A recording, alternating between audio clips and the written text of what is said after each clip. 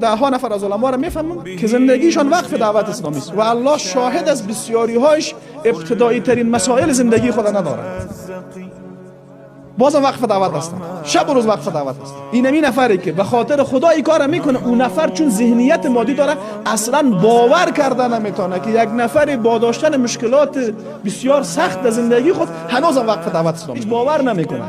به همین خاطر چی به خدا نی چند پیسه میگیره، خدا نی نفهم از امریکا پیسه میگیره، از انگلیس پیسه میگیره، دیگه از فلان جای پیسه میگیره، چند پیسه میگیره. میان دین جمله سر به کف، دشمنان دین آمدن به سر. ایا دارها ایا دارها حييت دارا ومنزلا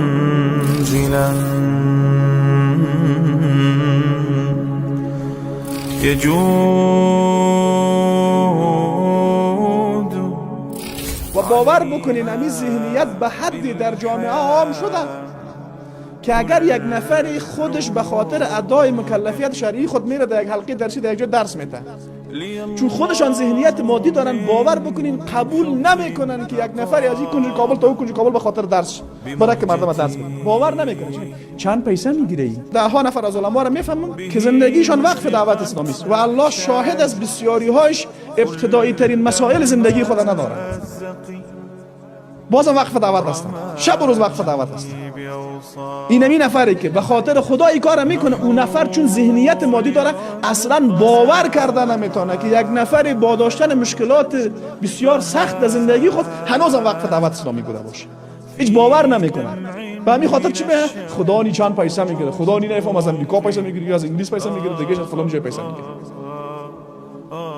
همین ذهنیت است. میگه المرء یقیس علی نفسی، هر کسی به نفس خود این کارو میکنه، چون خودشان آماده نیستن نه به خاطر خدا نه به خاطر دنیا یک کار رایگان بکنن، فکر میکنن دیگرها هم این کارو میکنن و برایشان غیر قابل باور است که یک نفر با وجود داشتن مشکلات بی نهایت زیاد در زندگی و جای از این که برای زن و فرزند خود به اسلام مال بیشتر کمایی بکنه، در تلاش دعوت و تربیت سایر افراد جامعه است. چون برایشان غیر قابل باور است، آسان ترین کار برایشان چی میشه؟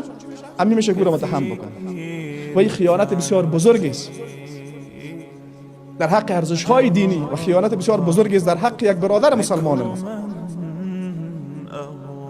آبرو و حیثیت هر انسان مسلمانی حفظ کردنش یک فریضه دینی است و تعرض کردن در آبرو و حیثیت هر انسان مسلمانی یک کار ناجایز و حرام است.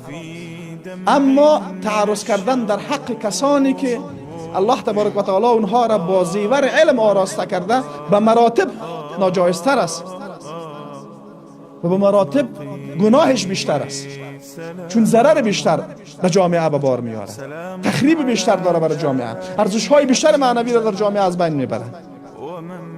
به این خاطر این ظلم را ما در حق علمای خود نکنیم که هنگامی که او مصروف دعوت اسلامی بود و زندگی خود وقف دین الله کرده بود، ما او را متهم بکنیم به جاسوسی احمد و محمود و فلان و فلان که از کجا پیسه میگیره.